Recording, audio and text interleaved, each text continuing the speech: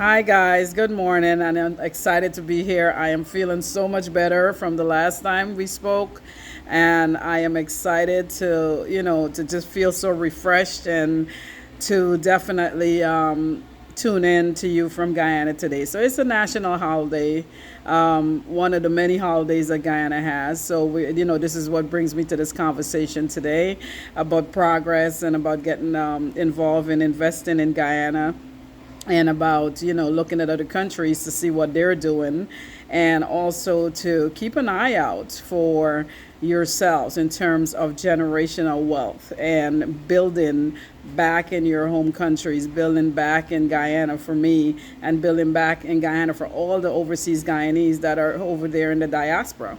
You guys are all over the place, and I know you're thinking. I have some comments that says, "Hey, I would never come back to more than a certain amount of time to be in Guyana because after that amount of time, I have to leave." I had a comment like that, and that's not that comment doesn't stand alone. I mean, that person doesn't stand alone. There are many people who feel that way, that they don't want to come back and reinvest in their home countries. But I do applaud those people who are thinking about coming back. Plenty of you, more than people who are doubting it, plenty of you have said that you would come back. That even people who do not who weren't born in this country, and their parents were born here. There's some comments from you as well talking about the fact that you would love to be able to come back and invest, or come to Guyana and invest. And I want to encourage you. Now, Guyana has over $1 billion sitting in an overseas account. This means that progress for Guyana, as long as it's managed correctly by the officials, looks extremely good. Listen, I don't know how many of you are following what's going on in the diaspora, what's going on around the world, but it's important that economically that we are very, very aware of what's happening. You got to look at Ghana. You have to start looking at some of the vlogs in Ghana, and to see the progress that Ghana has, just kind of projected. I mean, yeah, their GDP is suffering right now, but the amount of potential that Ghana has, and the place that they've created from Accra, these beautiful spaces from Accra to, Ghana, CD in Ghana, and to different places around Africa. It's just amazing. I was just looking at a vlog from Rwanda, and I don't know how many of you knew about the war in Rwanda, Burundi, and I know, the civil war that cost over 1 million lives within less than a couple of days. Over 1 million people died. Now, this is something that I learned in school. This is something that I actually, was very invested in terms of my emotions, in terms of trying to see what I can do. The war, civil war continued for a long time, between the Hutus and the Tutsis. So this is, and this is when people divide people. This is when people, take people and say, hey, you're taller, so you're prettier. Oh, you're shorter, so you're no longer, you know what I mean? Appreciated. You are darker, so therefore you belong over here. You belong with a group that is going to be uneducated and that we're not going to put a lot of resources into. And because you're taller and because you're lighter, you're going to be in this group. So therefore what I'm going to do is invest the resources to make sure that you are on top.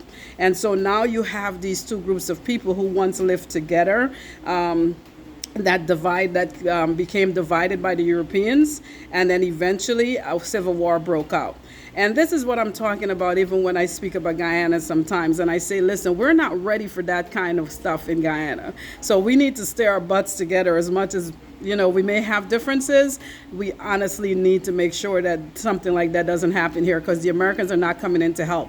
Canadians are not coming in to help.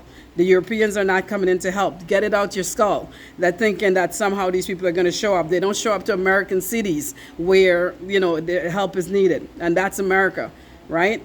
If Black Americans don't fight their butts off to get things done, it doesn't happen.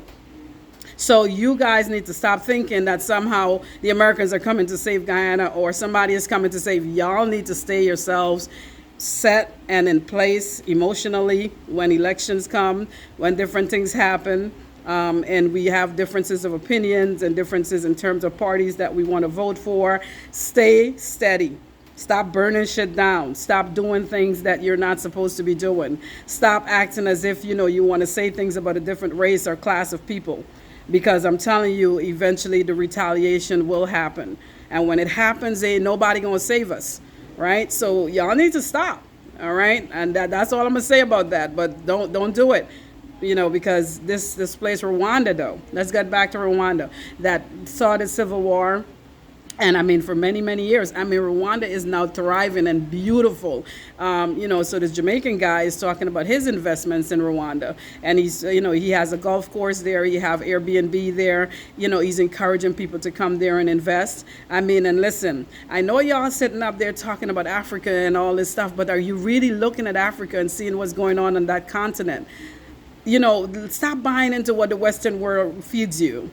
Because here is the problem, and this is for my African American counterparts as well. Some of you may struggle along here for some reason, and in fact, when I hashtag it, I'm going to make sure to, put in so that they too can have access to this conversation. But some of y'all are sitting up there thinking that, oh my God, Africa is such a bad place. Now, until Jay-Z went to Africa several years ago in the year of the return, when when Ghana president offered the year of the return, a lot of y'all didn't even realize how resourceful Africa was and how beautiful it was. And Jay-Z had to come out and say, hey, come to Africa, right? And come to Ghana in particular. And so now plenty of Americans are now rushing to, African Americans are now rushing to Ghana. And that's good to see, because if you go there and you take your money and you invest, then obviously you can grow in terms of the resources. You can grow as well as you can help the communities to grow, because your impact and change, right? So my thing is that we have to have these conversations. These conversations are real. So Ghana is looking good. Is looking good because people are running there investing. Rwanda is looking great because, coming out of the civil war, I was shocked this morning when I saw this. I was like, oh my God, gorgeous place. So this conversation that the Western world or Western media is feeding you, right, and has been feeding you for so many decades, and this division that, amongst the Caribbean people and amongst the black people in general, we got to stop. So let's start having that sisterhood conversation. Let's start having that conversation of black and brown people where we are sticking together, right? So if you don't support me, how can I support you? If my business even isn't thriving, then how can I go out and support another business? So we all have to support one another. So anyway, getting back to this conversation, and I'm excited because these things are so should be in our psyche.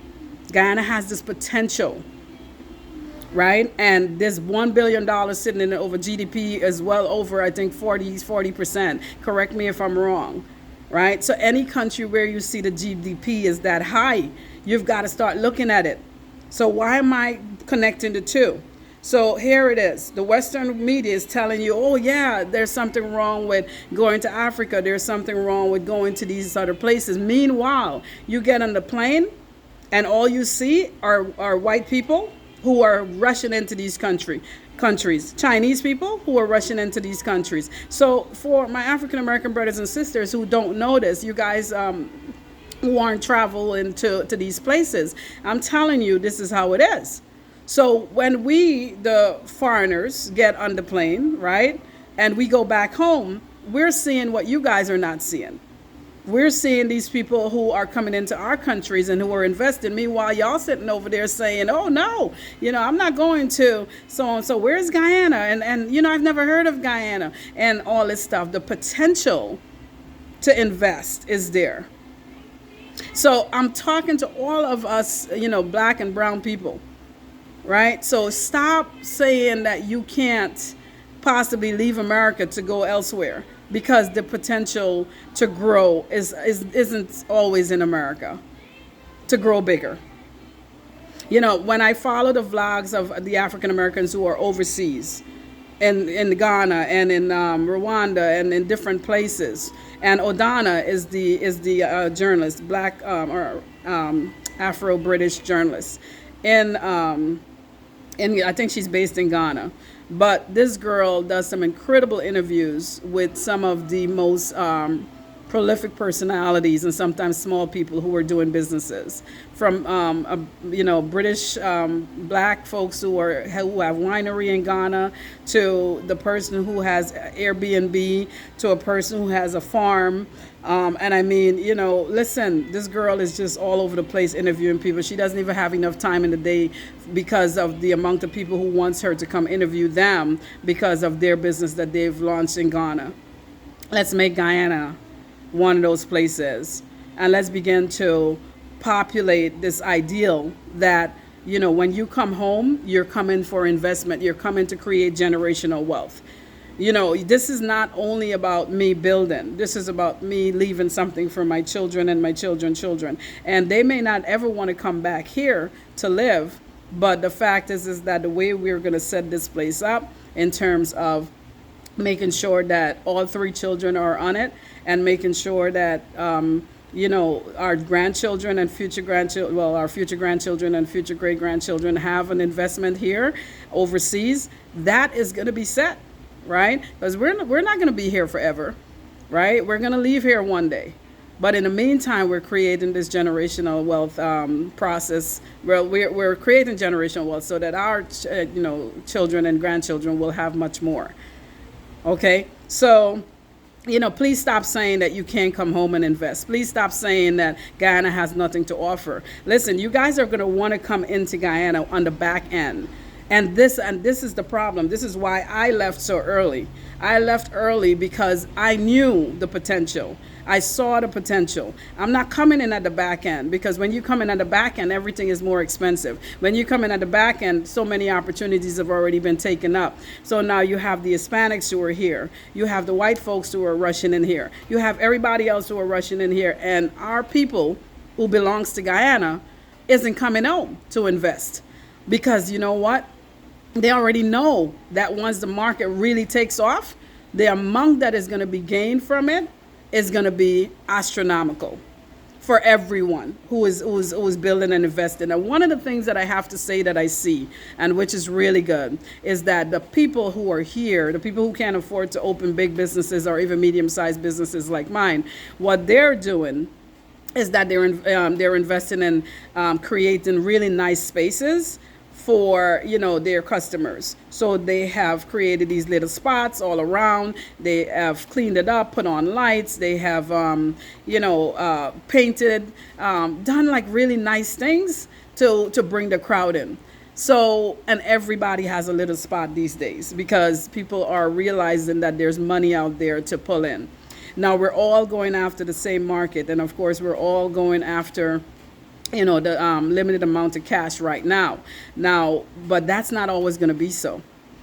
So the more companies come in, the more Guyana begins to, just prosper, and the politicians do the right things with the money, the more we're going to, because building roads is important, right? So, we see the investments in road, and this started under Granger. So I am not going to sit up here and, try to be political, but it is true.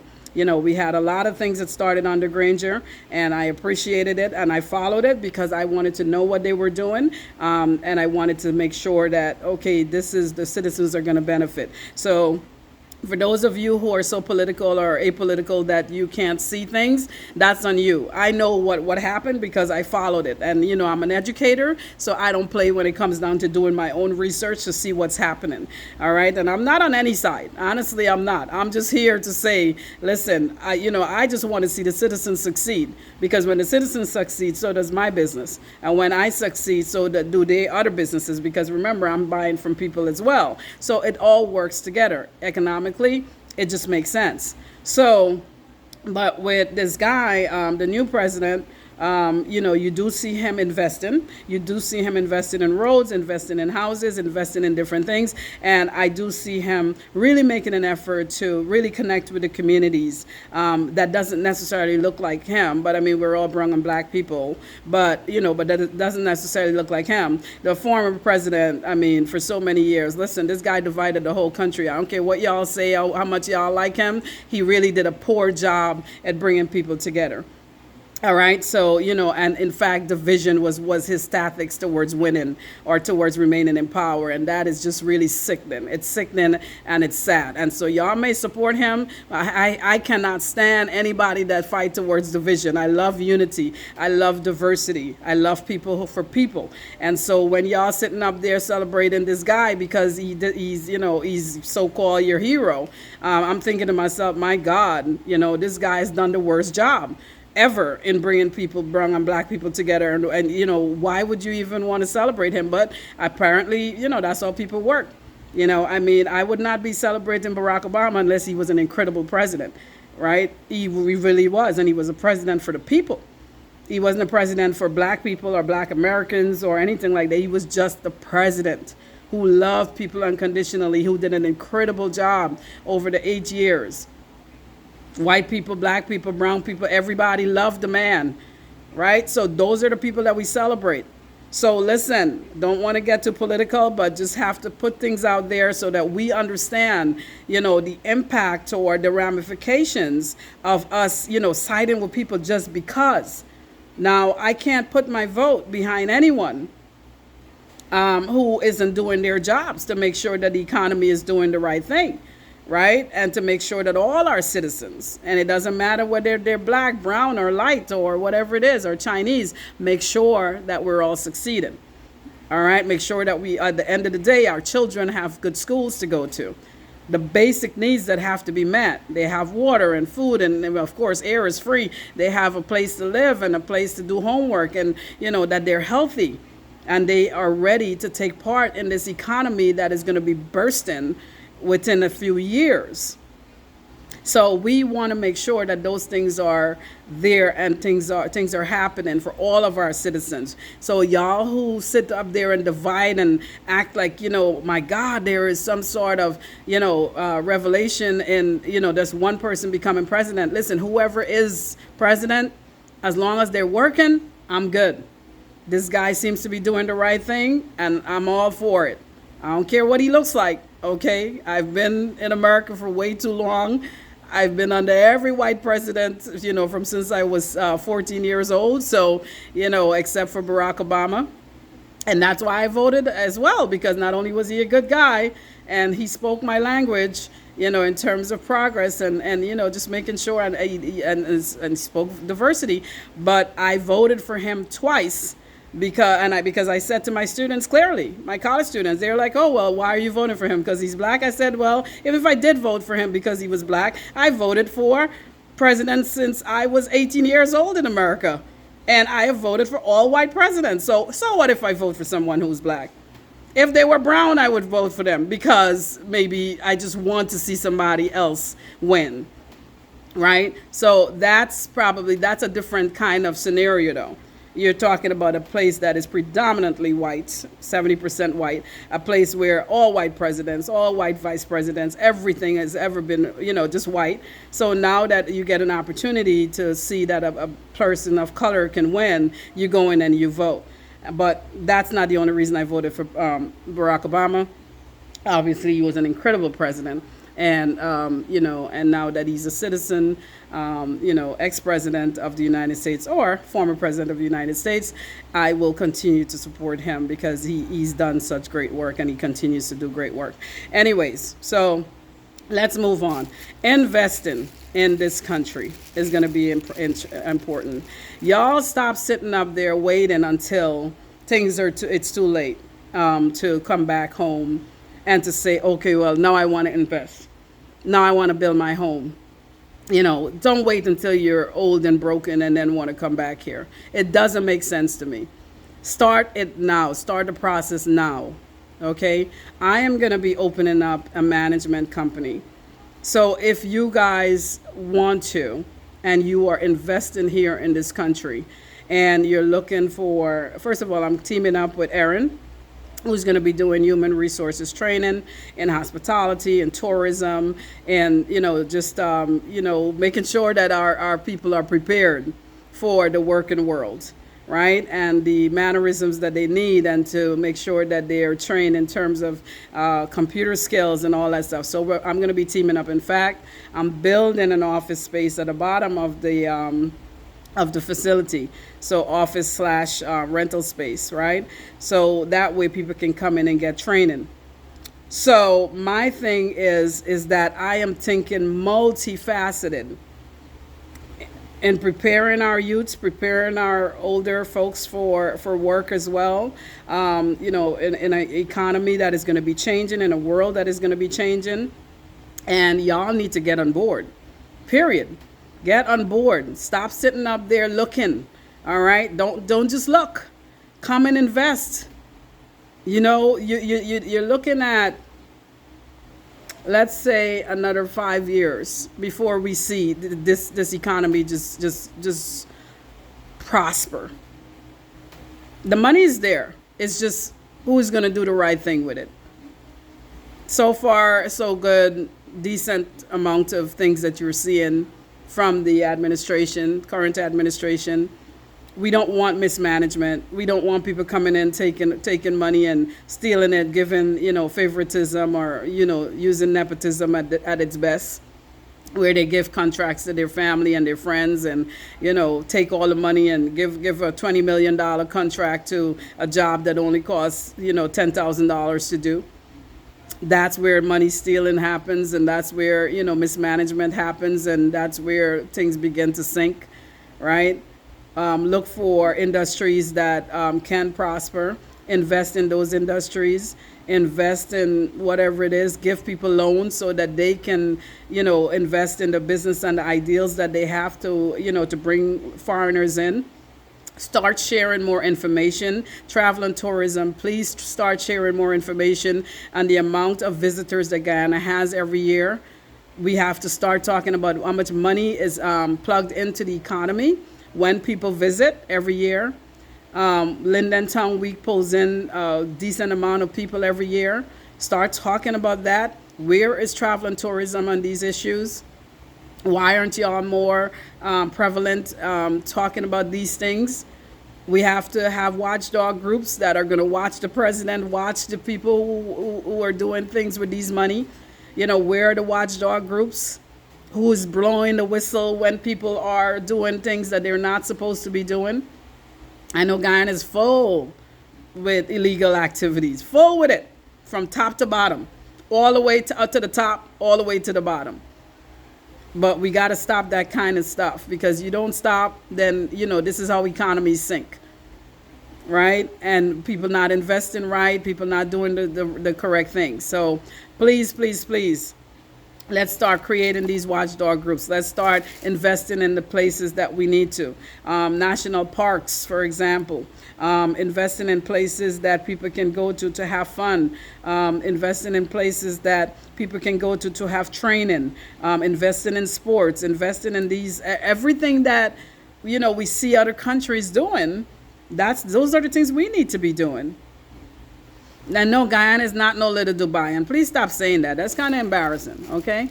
It's embarrassing to think that y'all sitting up here talking about Guyana is little Dubai. Guyana is not little Dubai, and it's never going to be little Dubai unless we put money into it, okay? So stop saying that, because when other people hear y'all saying that, y'all embarrass us, okay? Us, people from the overseas world who know darn well that, Guyana can't even compete with, what's in Brooklyn.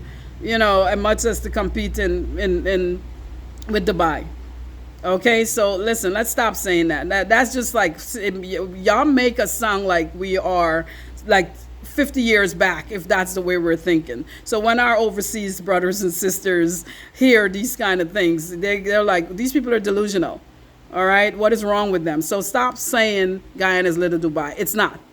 Okay, we are making progress. Say that. Or say it however you want to say it, but please don't say we're little Dubai. Please don't say that we are, we are America. We're not. Okay, we're not. Okay, I know too much about the U.S. to even get involved with all that back and forth nonsense. But y'all just let Guyana be. Let it progress. We know it's progressing. Over time, you will be able to say little things like, okay, we have seen great progress. We have risen to great heights. We have, obviously come a far way, and we hope to continue to grow. but to start comparing ourselves with these big countries where, they have billions and billions of dollars to invest in little projects. We can't even keep our lights on. Last week, the whole time, I had to shut down early because the lights can't stay on. Can't keep the water on. Are we going to be competing with places like Dubai and we can't get those little things together? And that's another thing, okay? The people at the light office, I don't know who y'all are, but y'all need to get this shit together, okay? Stop cutting people's lights off. I don't appreciate my lights being cut off. I do not appreciate my light being cut off. Listen, I said this before. I have a generator. This is not a point of having a generator, and I'm going to hook it up, by the way. Right, I have to hook it up because the reason why I didn't hook it up is because the protection and the fence wasn't there. So now that I have the protection, I can hook it up. But listen, that doesn't matter. Okay, my thing is that there are lots of people that can't afford a generator, and they still have business to do. When y'all cut these lights off, people's businesses are impacted. Tourism community, get on the light company. Okay, here in Linden, and I know Georgetown is somewhat the same too. Well, especially on Wismar. Are y'all going to be encouraging people to come home and you can't keep your lights on? All right? This is not the 1920s. This is 2023. Please try to keep these lights on. All right? Because when the lights go off, the people are not motivated to come out. When the lights go off, businesses suffer. If one business is suffering, then the other business is going to suffer because then that business can't spend money on the other businesses. So it's a whole snowball effect. So y'all need to stop cutting these lights off. And the tourism community, y'all need to encourage, these light people, especially on Linden, on Wismar, to stop cutting these lights off. Don't know what it is. What is wrong with your system? And if there is something wrong with it, then ask this is why Guyana has $1 billion sitting. Get the money and invest, right?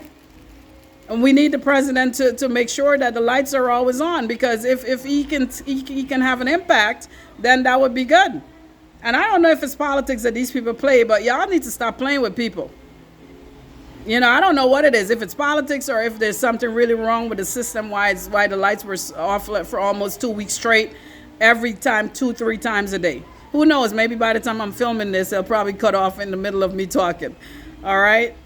What I'm saying to you is it's sick and it's sad, because then you have internet things that you have to do. You want to post things, and sometimes the lights go off for, one day it was like 8 hours, another day it was like 6 hours, another day is 3 times a day, another day it's 2 times a night.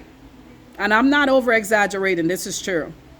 So how are we competing with Dubai and the US? Listen, in Florida, when we have a category 5 hurricane, the most we're out of lights is maybe 2 weeks, and that was a category 4 or so, the way back when, and we were out of lights but that doesn't mean everybody's out of lights. That means they are going, pocket by pocket to put people's lights on, and that's a category 4 or 5 hurricane. And you're telling me that nothing is wrong? Guyana don't have no hurricane. Guyana don't have, all they have is some wind and some rain, and every minute the lights are off, and you're telling me you're competing? Come on, people. Competition is a very real thing. You want to compete? You behave. You produce systems. Systematically, you work towards progress. You build your citizens. You send them to school. You teach them the things that they need to in order to compete in the world. Why do you think schools exist? They exist because we don't want a bunch of dumb people running around making dumb choices. So an educated society, as I've said before, is a progressive society. So we want people who are educated. We want people who are going to come in and become doctors and lawyers and nurses and, politicians and so on and so forth. We don't want a bunch of dumb people running around, because then what they're going to do is steal. They're going to kill. They're going to do bad things just to earn $1. So this is how you produce greater societies, right? By first educating them. But then you have to provide opportunities. So I encourage the government to do more to produce, opportunities so that our young people and our middle-aged citizens and so on have greater opportunities. I encourage them to pay more, because if you're paying more, then the citizens can definitely, be able to spend more, so that way you see the impact in the economy.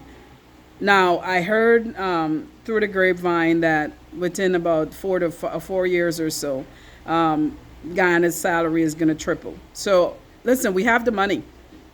Start increasing people's salary and stop having people work for peanuts. That's why they have no interest in being good workers, because you don't pay them, right? And that's why the cops take money under the table, because you don't pay them. You got to pay people. It's not like I'm supporting this, but it's reality. Somebody got to feed their kid. They're not worrying about ethics. They're worrying about how much money they can gain so that they can go feed their kid and buy them school clothes. So you don't expect, corruption to happen? Listen, pay these people more money. Like, I pay my workers more because I already know that I want good results. If I pay them cheap, guess what they're going to do? They're going to do shitty jobs. I don't like shitty stuff, so I make sure to pay them well. Okay, so I don't come in and say, oh yeah, well, just because the local person is paying this. Listen, I pay $1,000 at night to go down. You know how much to go down when I'm ready to go home? You know how much? That's double. It's $5 to go, $500 to go down to where I live. It's not that far away. $500. Right, so all the short drops are $500. I pay double at nights because I want to make sure that my taxi comes and pick me up. Because I also know that that taxi is going to gain a little bit more every time he picks me up. All right? So anyway, listen, so today was definitely a hot day for me.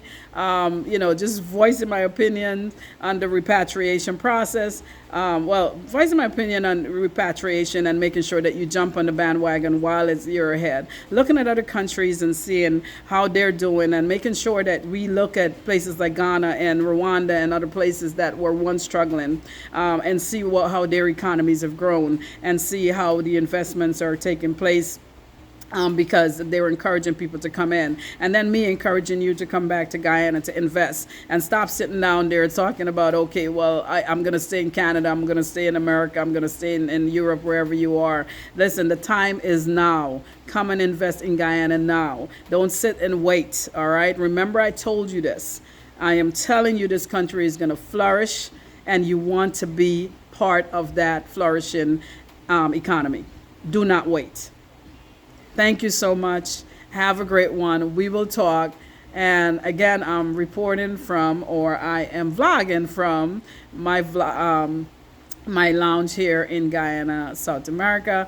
And I am going to spin this camera because I want to show you my arch, because I'm doing work piece by piece. Of course, like I always tell y'all, it costs money to do things. But I'll spin. All right, so one of the things that I'm facing is the water outside. So I decided to create more space. So notice I moved the table. There was a table here, cocktail, and it wasn't really spacious enough. So I decided to put a smaller, the round table that can seat at least 3, based on how we're seated. How the table is seated, I can seat at least 3. It usually holds about 5 though. But obviously if I pull it out, it's going to be too much back to the bar. So I decided to just keep that corner so that we can sit 3 people without a problem. All right. What I also did is I moved this chair, which is my pride chair. This is my, I really love this tufted chair right here. So I moved it over here because I felt like as though this corner over here was more useful with a cocktail table. So people can really have their privacy. And, I went ahead the other day and painted these chairs because they were a little bit rusted. So I just took some oil paint and painted it down. I didn't even spray it because I find that the can spray doesn't hold. So I'm like, you know what? I'm going to dash some oil paint on these suckers and let's see how it works. So, hey, I love it. It looks good. And that is what I have done to refurbish it, because these are good chairs. It's just that it was starting to look a little worn. And notice my mango slice. I always have mango slices because when I go over to shop, I just pick things up that I can eat in the morning. And now that I know that my body need all this extra fruits and everything, I've been dedicating more time to like buy mangoes and so on and make sure that I eat it every morning. And watermelon, even though I hate watermelon, is healthy. So anyway, so this is what I did with this. So this creates another little spot, and then people can still go here. And then I had some furnitures for quartz that I asked them to come and pick back up because I didn't want to keep it anymore. I didn't want to pay for it. I didn't want to. I have so much stuff of my own. I don't even know why I took those things. It was a bad investment. So I told them to come get it. And then I took a stove from them that I actually it was a gas stove, and my husband asked me what is my problem. Anyway, very bad investment, and sometimes we make stupid choices, and we regret it after. So anyway, so this is outside, and this is what it looks like. But hey, what I really wanted to show you is my little arch here that I just got yesterday, and I repainted the fence. So now I'm gonna go. There's some little protection that I have so that the animals won't just stray in. So I'm gonna go paint those. You probably see it on the floor, but it's all rusted and everything. So it's just like wire or, these little steel things that I have to paint. So I'm gonna probably take it to a cool corner over there and paint them in a little bit because the guy only painted the fence. He wasn't interested in painting that. He painted the fence and painted the arch. So I'm very excited about the arch. I have a wedding coming up, and I wanted to make sure that that is done. So I still haven't gotten my wood from my lumberyard. So from the lumberyard. So I'm waiting on them to bring it to me. He told me call him today, but I don't even hear a machine going. So I'm not even going to call because it's a waste of time. I don't know why he told me to call him today. Maybe he forgot it's a holiday. So anyway, I'll call him tomorrow, and hopefully I'll get it because I've been waiting for 2 weeks. But in his defense, I have to say, because the lights weren't on, see what I'm talking about, progress, and just making sure that these companies keep up with what they're supposed to do. Because if he doesn't have any lights, he can't run his machines to get the wood prepared. So I had actually called him and told him, listen, I'm not in a hurry. Just go ahead and put mine behind the people that really need theirs. So, but now I do want it. So he's saying maybe by tomorrow I'll get it. Well, today, but I think he forgot that it's a holiday. And that's Bella or Harry Lumberyard. So, but I'll get it by tomorrow, hopefully, or Saturday. I just want it on my property, so when I'm ready to move, I'm ready to move. I don't want to, worry about if I'm going to get it or whatever. So, anyway, so that's pretty much it. But it's a nice day. It's very cool, relaxing. It's quiet. And it's usually very quiet in this area. The only time you hear anything going on is when the music starts playing. So usually it's me playing music, and I don't play a lot of music. I just play when the evening comes. So I rarely play music during the daytime. And because you have kids who come home that have to do homework, and I think it's still a residential community, so you want to make sure to show respect to your neighbors. So I don't play music, and then I don't like hearing music all the time. So I want to hear music when the evening comes, when my lights go on, and everything is all disco looking, and when the music needs to be played. There's no reason to have it playing all day long. It's kind of just a nuisance, to be honest with you. And I'm very considerate of my neighbors. So, yep.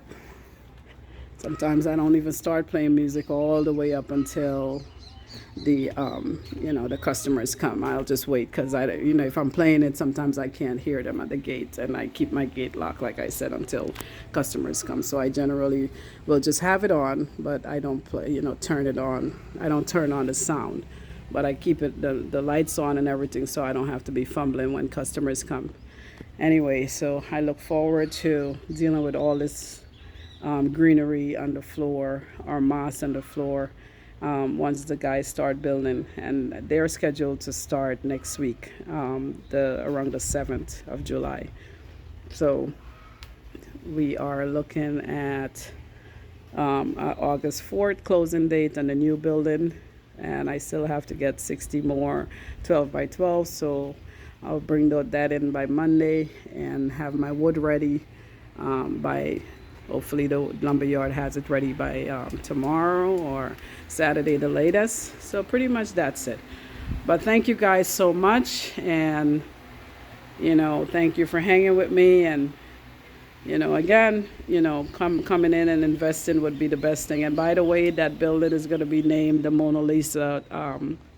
The Mona Lisa, and it's going to have, it's more of a, roof garden type of affair. So I'll probably just put Mona Lisa roof garden, just so that people can feel, what it is that, feel the vibes and understand the concept, right? All right, good. And the kitchen is still locked up because that's my husband's space, and I don't go in unless I need to grab something out of there and run back out. I am not the chef, so I am not trying to do all that. But listen, it is a gorgeous day outside. Excited to report to you. Excited to report to you. And I will see you back. Bye, bye, bye. Again, reporting from my lounge. I'm Donette. I am encouraging you in terms of repatriation to your own country. Go back, invest, grow your communities, and stop staying in the US, Europe, Canada, and saying that, this is all you can do and this is where you want to spend the rest of your life. And it's nice and hot here, okay? You ain't gonna have to be cold, okay? And you ain't gonna have to be worried about a bunch of bills. Once again, my bills are about less than $150 a month. And that's because I built out of pocket. I'm very proud of that, and I encourage you to do the same. Alrighty, have a good one, guys. Take care.